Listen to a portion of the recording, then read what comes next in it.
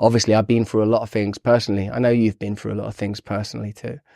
But for me, I've reached the point where the figure, the personage, the presence of Christ became overwhelming, unavoidable, welcome, necessary. Like, suffering is not fun, is it? You know what it is to suffer, right? You know what it is to lose people. You know what it is to be attacked. You know what it is to be persecuted. You know what it is to sometimes feel the actual presence of evil in your life. Where do you turn to? Where do you turn to? This is Russell Brand. For years, this guy was a walking explosion of chaos. He had a massive ego fueled by every drug, girl, and Hollywood excess he could get his hands on. He didn't just chase fame, he burned his entire life down for it. But all that wit and all of his front page scandals were just cover for a hollow, aching hole that no amount of applause could ever fix. In 2024, in the freezing water of the River Thames, he finally stopped running and surrendered. He accepted Jesus and was baptized. But to truly understand how much of an incredible win this was, we first need to understand how truly lost he was. Hold on a minute. That's pejorative. There's an award named after you. There is actually. Serial Shagger. The Russell Brand Serial Shagger Award. Yes, that is actually true, but that's on the basis of an incident that happened in a supermarket aisle with me and some Frosties. Honey Monster, he got some. That chicken on the front of the cornflake box, I messed him up pretty bad. Come on! Everyone does it. Don't be afraid of your own sexuality. Do be a bit afraid of mine, though. By his 20s, he was an absolute sensation. This wild, brilliant mix of high-level intellect and total unpredictable chaos. He married Katy Perry, conquered Hollywood, and built an empire on being the loudest voice in the room.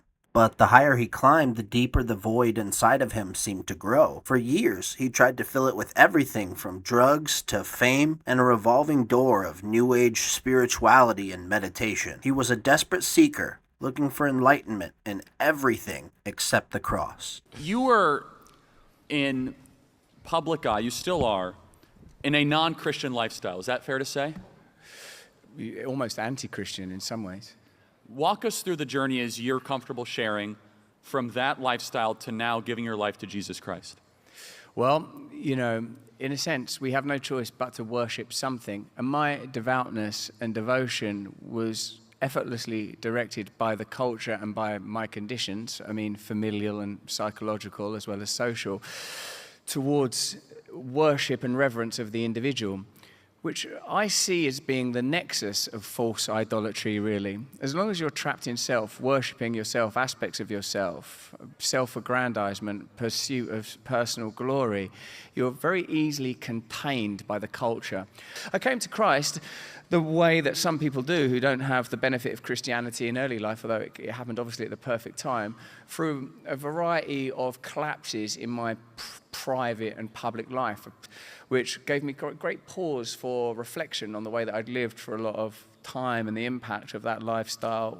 And I suppose in the midst of all that confusion, the clarity of Christ came in a way that's sort of still difficult to describe. But most recently I felt, Charlie, when reading, I was looking at Acts, and it talked about the meeting of Paul and Peter, so I went to check it in Galatians, the same encounter, and I thought, in that encounter between Paul and Peter, you've got someone who knew Christ while alive and met the resurrected Christ, as well as Paul, who has this profound, incredible vision re-encounter with him. And I thought, and I had that kind of visceral wave of the reality and truth of the historical Christ, not just the mythic Christ that we need to use as a sort of an inner constellation for personal guidance, but oh my God, it actually happened, it actually happened. And when I feel that, it brings me out of the humdrum, it brings me out of the sensual, and it puts me in the supernatural, where I believe we must to some degree live. He mentions how his intellectual and spiritual quest led him to some uncomfortable truths about the world and, most importantly, about himself. Then slowly, almost imperceptibly, his journey began to shift. Russell, the eternal contrarian, started to read his Bible, not as an academic exercise, but as a genuine search for real truth. He began to find answers to the questions that philosophy, the world, and even his fame could never truly satisfy. Now I view prayer very differently, particularly since I've made it a custom in my own life.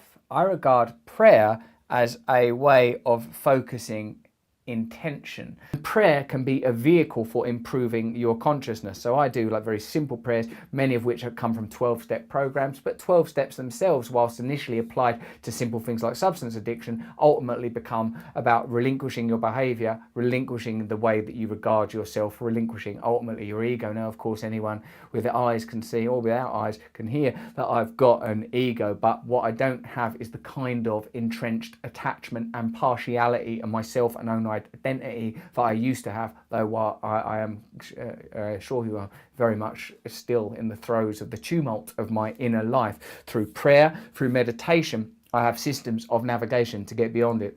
My prayer is not for, hey, can I have a new bike? Can I be more powerful? Although I often feel those kind of feelings. My prayer is to be made ready. To be made ready. Through prayer, we see a way through. We see a way of directing the attention, directing the awareness, praying to be awakened, pray to see, pray to be useful, pray to be of maximum use. Now, it's a slow process. Certainly it has been for me, throwing off the various manacles of addiction and attachment to fame and approval and food and money and sex and pornography and all of these various tendrils that have gullivered me down. But this, in my view, is a thin and superficial veneer laying over the great reality. If you want to access the great reality, then try prayer. As much as I didn't expect to, doing the research for this project, I've come to find a profound respect for this man. Russel Brand's journey is a powerful reminder that no matter how far we wander or how much chaos we've invited into our lives, the path to redemption is always open. His story isn't just about a celebrity finding God. It's about a soul finding its home. It's about grace reaching down into the deepest pits and lifting us to a new life. And mistranslated it time after time as various forms of addiction, substance misuse and drinking too much, and an overwhelming urge to lose myself in concupiscence, continually looking for love in all the wrong places. And isn't it extraordinary, any of you that have experienced this already, to get baptized? You feel like, how can this ceremony have any real import? How can the gentle, or actually in my case quite radical, immersion beneath water, and in my case a live river, make any real difference? How can the sins of the past be washed away? How can you be born again? How can you awaken anew? I suppose to answer that question, you have to inquire in what you consider the self to be, whether you're made up just of impulses and urges and memories, or whether the Holy Spirit, if you're willing to invite it into your life. For me, I've reached a point in my life where for a long while, in fact, I've known that the material world was not enough. And more than that, as many of you are surely already mouthing, it's not even about you.